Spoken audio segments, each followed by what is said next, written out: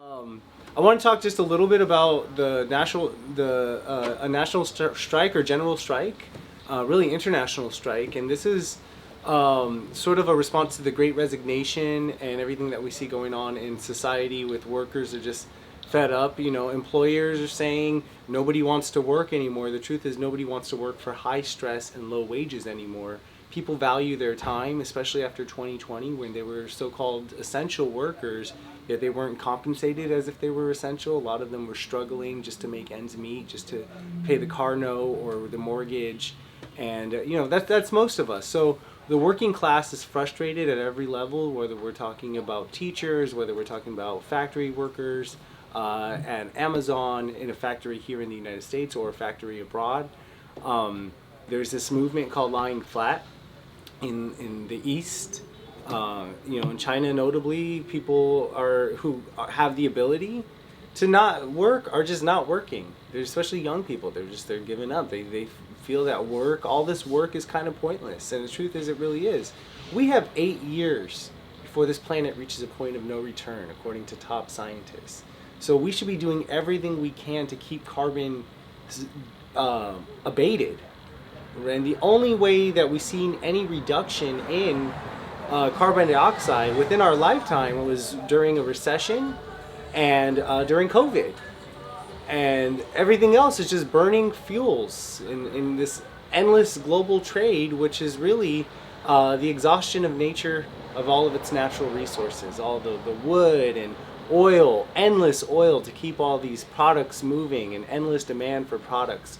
So American workers who are really inside of the empire have a great responsibility on us, not just to improve our working conditions, but as we know, there are a lot of minors and children who are, being abused to produce all of this crap that we have in the world, like society. South Africa or Africa, those diamond mines and stuff. Yeah, absolutely. Diamond mines, cobalt, coltan. Every computer, is dependent on some type of exploited labor. The chocolate, we still can't figure out how to not have slavery attached to chocolate. Yeah. The clothes on our back, we know are minors. There's teenagers working in factories in unsafe conditions. So we know as workers, as consumers, that there's something not right about society. Mm-hmm. And when we withhold our labor, we can call for higher wages domestically, which is what we're seeing happening, that there are workers who are taking sort of an informal strike, is what the Great Resignation is. Yeah. A general strike is, well, let's make it official and let's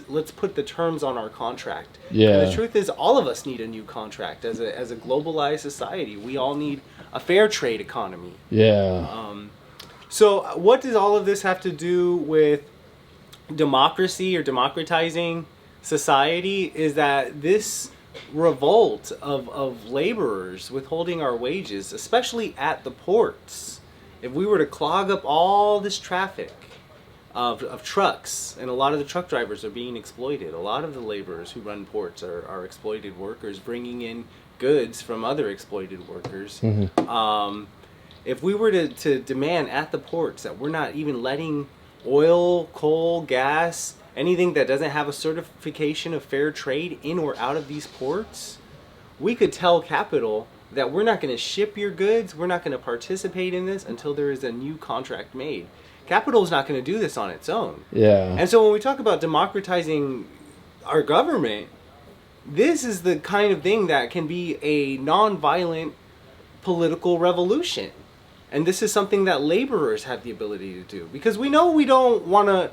When we talk about a revolution, an armed revolution is pretty much a losing battle. I don't have the guts, and it'd be a losing battle to take on the U.S. military. I don't think either. That's a winning strategy. Yeah, that just sounds like just crazy. Absolutely. Yeah, totally crazy. It's toxic masculinity too. It's the idea of that we're going to return to warlike tactics to settle what needs to be settled, which is we all need a fair wage and we need a fair agreement on how we're going to survive on this planet together. Personally, I think, like, my opinion, I apologize for interjecting with this, but is like a stay-at-home general strike, or if you're homeless, like if you can get out to navigate the woods and like build go back to the land, build a really good teepee, and because what's good with the woods and nature is that food's there, and usually there's a water stream there, I'm not saying it's gonna be easy, and that's gonna be very difficult, but it's better than being a foot soldier for some psychopath. It's better than dying from the elements. It's better than being dying from exposure. It's better than being killed by police brutality. You know what I'm trying to say? I've never been in that situation myself. So this is just an idea. Anything I could do to help. With tactics. That hopefully will work well. Yeah, staying in is a way to participate in the strike, and we'll need some people to stop the front line of the trade, to stop commerce, and we'll need pretty much everyone else at that point should just stay at home. Yeah, especially because I know LA County is supposed to bring back the mask mandate. Yeah. On the 29th or something, or yeah, it's coming back. Yeah, it's especially as monkeypox increases. And I mean, I think that's one of the best things we learned about COVID is that we really don't need to be out driving around, being all stressed out, being somewhere at 8 o'clock in the morning, barely waking up out of bed, and then have to be somewhere. Like, we're living these high stress lives where our time on this earth is just going by, and we're just giving it all to capitalism. Yeah, that's very cool. Is there anything else you got? So, no, I just wanted to share the vision of a general strike. And that is awesome, man. Yeah, I hope that people consider joining in it. Very cool, very cool. And just want to say thank you, Matt. Thank you. Yeah, thank you. And